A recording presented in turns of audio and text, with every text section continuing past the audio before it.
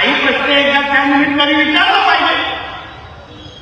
म्हणून मी नेहमी सांगतो, हा हिंदू राष्ट्र आहे, इथे 90% हिंदू राहतात, इथे सर्व धर्म समभाव चालणार नाही, इथे पहिला हिंदूंचं हित बघितलं जाणार, मग बाकीच्यांना मोठं जाणार. मुलीने सरळ स्पष्ट आहे, हे गंगा जमुना पेढी झाडा कुठे तुम्ही आम्हाला मोजून जाऊ नका, नाटक आमच्याकडे नको. ते राहा तुमच्या पाकिस्तान इस्लामाबाद मध्ये तुमच्या पाकिस्तानच्या अब्बा बरोबर जाऊन बस तिकडे, मला येऊन सांगू नको, मला येऊन सांगू नको.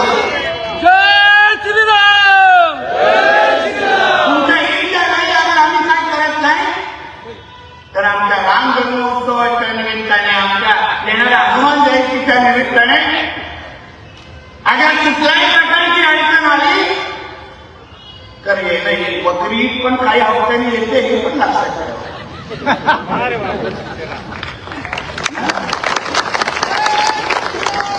आम्ही विचारणार आहे फिर हम भी तारीख का इंतजार करेंगे, हम भी थोड़ा हमारे पत्थरों को थोड़ा आयोजन करेंगे ना. आमच्याकडे पण कोल्हापूर स्टाईलची चप्पल आहे.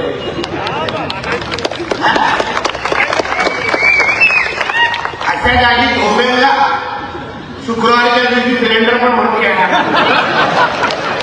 नाही हा शब्द देऊन या सरकारमध्ये आम्ही सगळेजण बसलो आहे.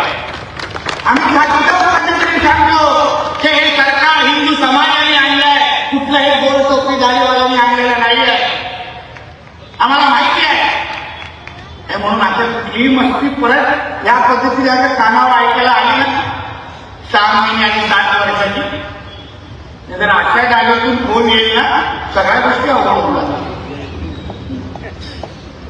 आणि म्हणून या निमित्ताने हिंदू संमेलनाच्या निमित्ताने तुम्ही जरा आजूबाजूला हिंदू समाजाने पाहिजे पाहिजे.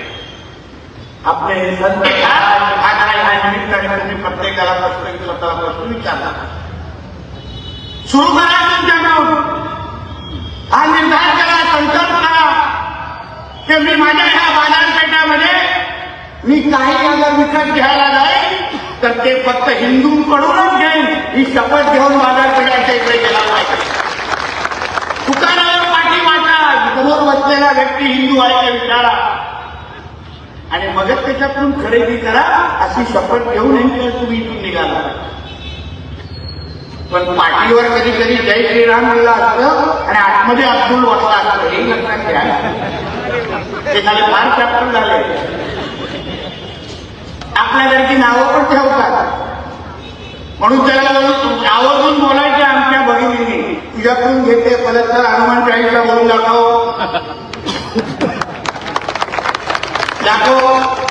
आणि बघा काही आठवड्या अगोदर मला एक व्हिडिओ दाखव, बघा ते किती कडवड असतात आणि आपण किती सोपवतो. एक कोणीतरी मला व्हिडिओ दाखवला सोशल मीडियावर आणि तिथे 100% तिकडे बिहारी आले आणि पडगांचं नाव बघून अलशाम करून टाकलं ते लोक. तुमच्याच महाराष्ट्रापर्यंत ठाण्याच्या जवळपास गाव जिथे 1% ते लोक होते त्याच्यावरून 100% ते लोक गेले आणि सगळ्या हिंदूंचा धर्मांतर केला आणि गावाचं नाव पण बदलून टाकलं अलशाम. तसंच तुमचं नाव आता चान मामा काय शहर तयार झालं थांबले. आता अल्पसंख्याक तुम्हाला आता मला जी माहिती त्याच्यामध्ये अल्पसंख्या म्हणून ओळखलं जातं असं सांगतो मी. कदाचित पुढच्या वर्षी आलो तरी ते कुठेतरी कशाला पाहिजे इथे एवढे मदरसे करून किती एवढं मोठं काय आपल्याला इथे हातांमध्ये घडवायचे, बॉम्ब कसा बनवायचा. बेटा ऐका नाही ना, जरा जागा फटणेवाला वाटायचं. जरा पिछले वर्ष हम फटा इस बार ज्यादा हिंदू मारना मानता हे शिकवतो का काय आपण शिकवतो.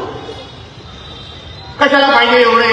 याच्यापेक्षा हे 200 मदरसे असण्यापेक्षा 200 शाळा अगर हिंदूंसाठी तयार केले ना तर कुठेही काही होणार नाही, लक्षात घ्या. आणि या सगळ्या घडामोडीवर तुम्ही लक्ष ठेवलं पाहिजे हिंदू म्हणून हे सांगण्यासाठी आलेलं.